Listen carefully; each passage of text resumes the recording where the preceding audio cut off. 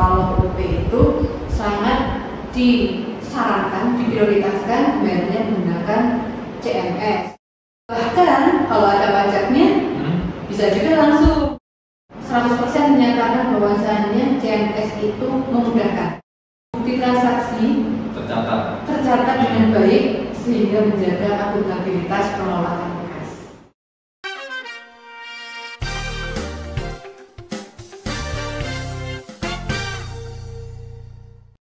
Halo Sobat 154, kembali lagi ke podcast Cempaka, podcast persembahan KPPN Amapura untuk Anda. Yeay.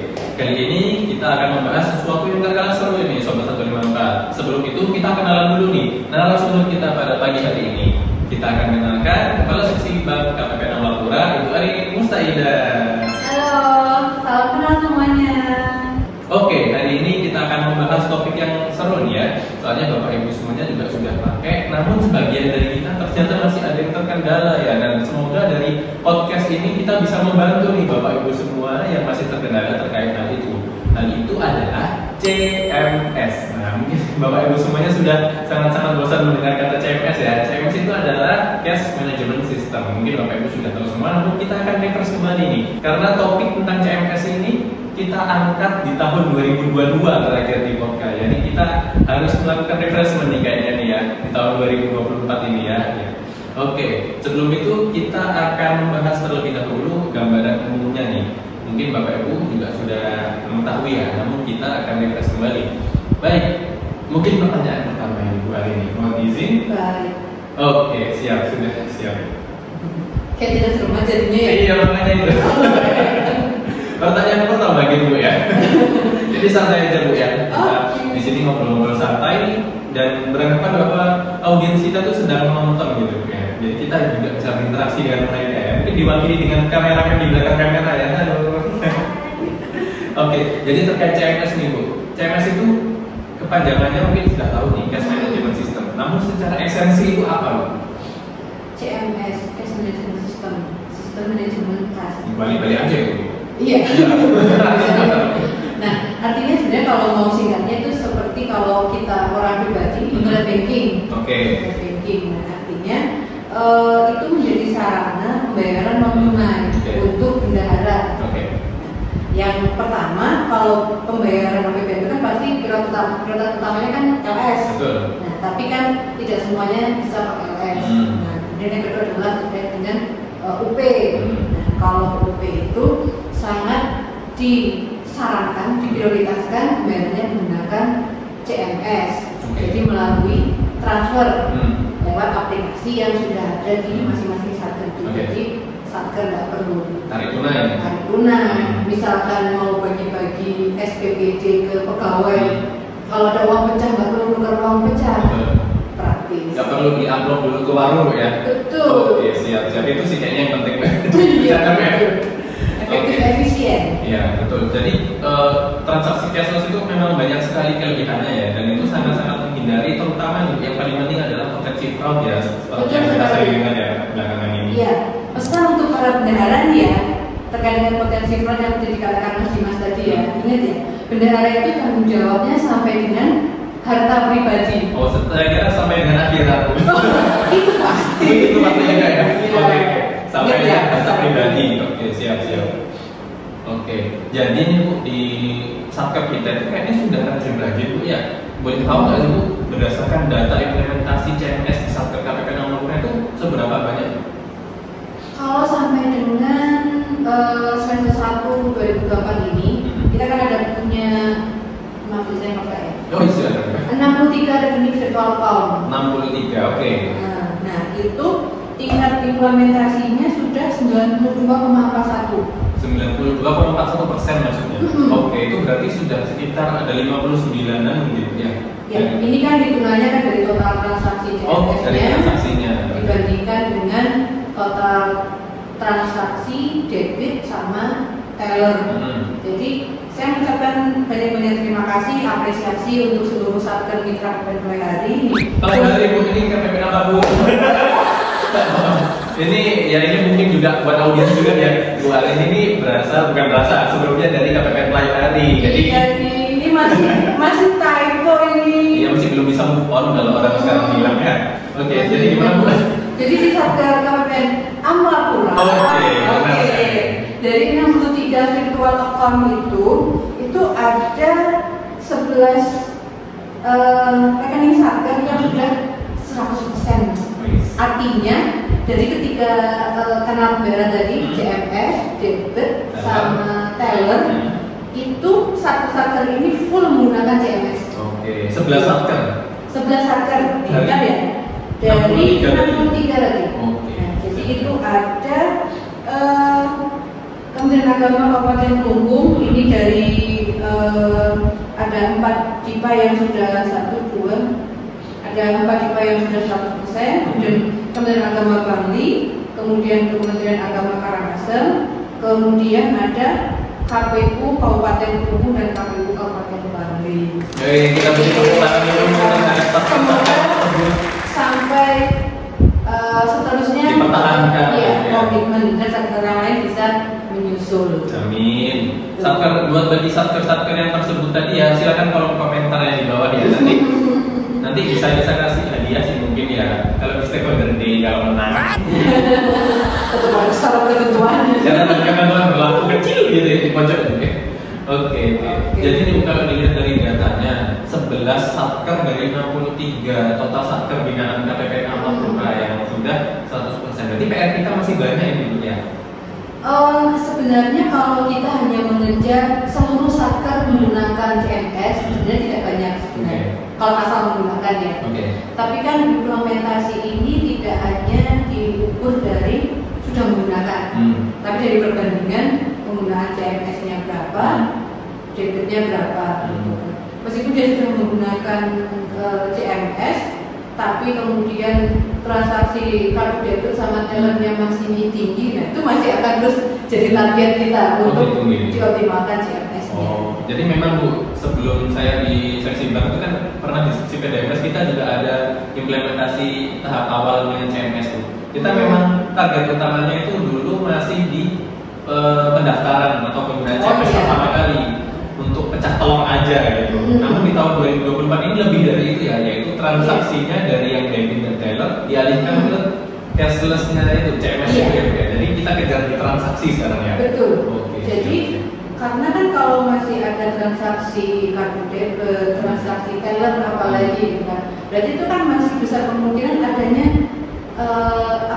uang tunai, keluar uang tunai. Sementara sampai dengan RKPP 2023 kemarin berdasarkan audit BPK di LHK-nya BPK itu terkait CMS itu masih masuk rekomendasi Mas. Ya, jadi masih ada temuan di tingkat KL.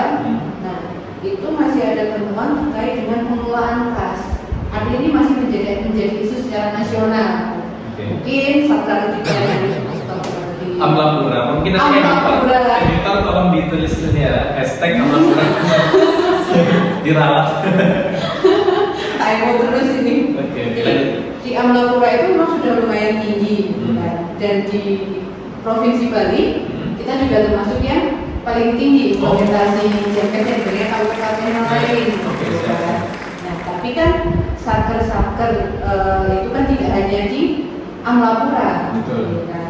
Tapi ada tersebar seluruh Indonesia yang nanti datanya akan terkumpul ke KL. Jadi harapan kita Kabupaten Amlapura beserta Satker Mitra Kabupaten Amlapura menjadi bagian dari upaya untuk menjaga akuntabilitas laporan keuangan kita, khususnya dari sisi pengelolaan kas negara. Berarti paling tidak walaupun kita tidak mewakili seluruh dari Satker Kementerian Lembaga di Indonesia ya, paling tidak sebagian dari kita itu terus berandil dalam melakukan peningkatan kualitas untuk laporan keuangan. Betul sekali. Eselon 1. Mungkin Ibu, apa sih yang melatar belakangi Satker itu belum bisa move on seperti Ibu Arin tadi belum bisa move on dari pelayanan Amlapura ya, belum bisa move on dari transaksi yang cash ya, yang debit atau teller ke transaksi yang cashless. Kira-kira apa ya alasan mereka belum bisa move on? Beberapa Satker kalau saya pantau dari tren transaksinya ya selama semester 1 dari bulan Januari sampai dengan Juni itu rata-rata yang transaksinya sedikit itu baru menggunakan untuk pembayaran DigiPay. Oke. Ya, pembayaran DigiPay, kemudian langganan biaya jasa gitu. Nah, padahal nih sebenarnya banyak yang bisa kita lakukan dengan CMS. Contohnya Bisa ketika kita bekerja pemeliharaan, misalkan ini yang non kontraktual ya, bukan yang dibayar dengan GU, bukan dengan LS. Nah, itu biasanya kan kita bayar ngasih tunai ke penyedia, tanda tangan kwitansi. Itu sebenarnya bisa juga kita CMS.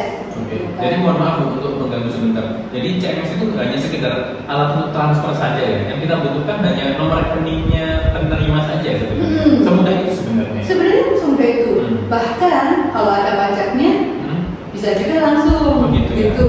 Jadi nggak perlu lagi harus antri bank dan sebagainya seperti itu. Jadi, nanti kedepannya kita akan ada program ya. Nanti kita sharing session. Kita akan mempertemukan satker yang sudah 100% tadi dengan satker yang mungkin masih terbatas transaksi CMS-nya. Untuk memberikan cerita sukses mungkin. Betul.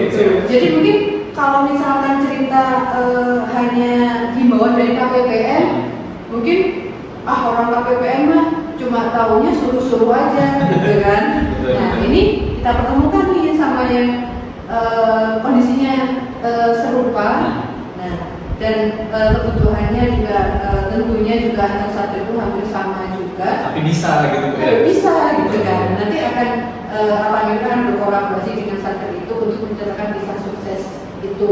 Dengan harapan nanti di semester 2 ini tentu transaksinya meningkat, dan nanti di 2025 dan seterusnya itu tadi transaksi kartu debit sama telernya semakin menurun, CMS-nya yang naik. Oke, siap. Itu mungkin kalau dari segi satker ya kita mengetahui itu.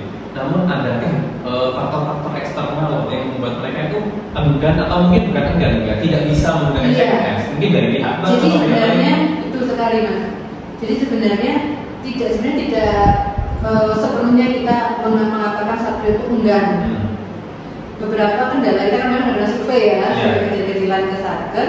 Beberapa kendala yang dapat kita himpun dari survei itu adalah terkait dengan token yang kedaluarsa, kemudian tokennya error, gitu kan. Nah, sudah dikonsultasikan ke bank, namun masih lama penyelesaiannya, gitu kan. Nah, jadi karena memang di bank cabang ini kan tidak bisa eksekusi ya. Jadi memang dari bank cabang ini perlu mengeskalasi ke pusat gitu, untuk penyelesaian itu. Dan untuk hal itu pun juga KPPN selalu memfasilitasi satker untuk bisa terus terhubung dengan bank. Dan kita pun juga berusaha follow up. Nah, terkait itu juga nanti misalkan kendala terus terulang, berarti kan kita harus membuat langkah yang lebih jitu lagi gitu ya. Nah, jadi itu mungkin nanti kita akan kita akan survei lagi perkembangannya nanti di penghujung semester 2 nanti. Nah, kemudian nanti kita pertimbangkan apakah perlu dari kita pun kita eskalasi ke sampai kantor pusat, agar dari kantor pusat itu bisa memfasilitasi ke kantor pusat BRI-nya, agar bagaimana caranya agar keluhan dari satker itu bisa lebih cepat ditangani daripada yang sekarang. Nah, itu menarik sekali ya.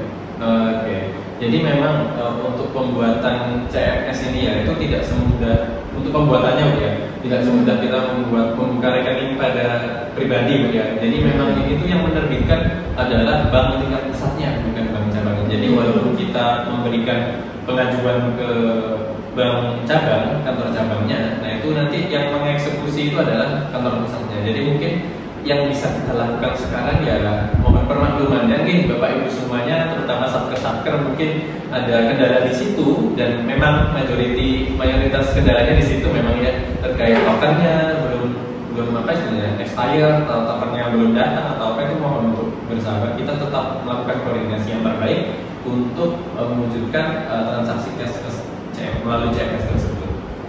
Oke, mungkin sebagai penutup, adakah pesan-pesan yang ingin disampaikan kepada audiens kita? Audiens kita bisa jadi dari satker, bisa jadi dari bank, atau bisa jadi dari orang-orang iseng aja mungkin. Oh gitu. Video kita ya. Iya ya, bisa juga ya. Yang tahu-tahu dapat rekomendasi video kita gitu ya. Jadi untuk pesan saya, CMS ini seperti tadi saya sampaikan bahwasanya sampai dengan KKBP 2023 masih menjadi temuan terkait dengan pengelolaan kas. Mari kita dari KPN, dari bank, dari satker, mari kita terus bersinergi, ya kita bangun komunikasi yang baik, gitu ya, untuk mensukseskan implementasi CMS ini. Dan untuk bendahara, dari survei kemarin 100% menyatakan bahwasannya CMS itu memudahkan dan oh ya satu lagi terkait akuntabilitas itu menarik. Kemarin dari survei itu ada yang bisa mengcapture pentingnya CMS ini, bahwasannya dengan CMS itu bukti transaksi tercatat dengan baik sehingga menjaga akuntabilitas pengelolaan kas. Jadi saudara tetap semangat berintegritas untuk menjaga akuntabilitas pengelolaan kas. Oke, menarik sekali pesan-pesan terakhir dari Ibu Arini Mustaidah. Kita tutup dulu Bu ya, karena ini sudah jam pulang. Bapak Ibu semua juga mau pulang ya. Padahal ini nonton di pagi hari mungkin. Tapi ini kita syutingnya malam mungkin. Oke, pulang. Soalnya kita syutingnya ini sore hari ya. Ini udah mau jam pulang ya. Jadi mungkin segitu dulu ya Bapak Ibu semuanya, rekan-rekan semuanya yang sudah menonton ini, kita ucapkan terima kasih telah menonton sampai akhir. Jangan lupa like, komen, dan subscribe channel KPPN Amapura untuk mendapatkan update informasi terkini terkait KPPN di episode-episode podcast selanjutnya. Akhir kata kita ucapkan terima kasih kepada Ibu Arini Mustaidah. Terima kasih kembali, terima kasih telah menjadi narasumber dan memberikan ilmu yang bermanfaat bagi kita semua. Oke, sekian dari saya Dimas pamit undur diri dan sampai jumpa di episode podcast berikutnya. Dadah.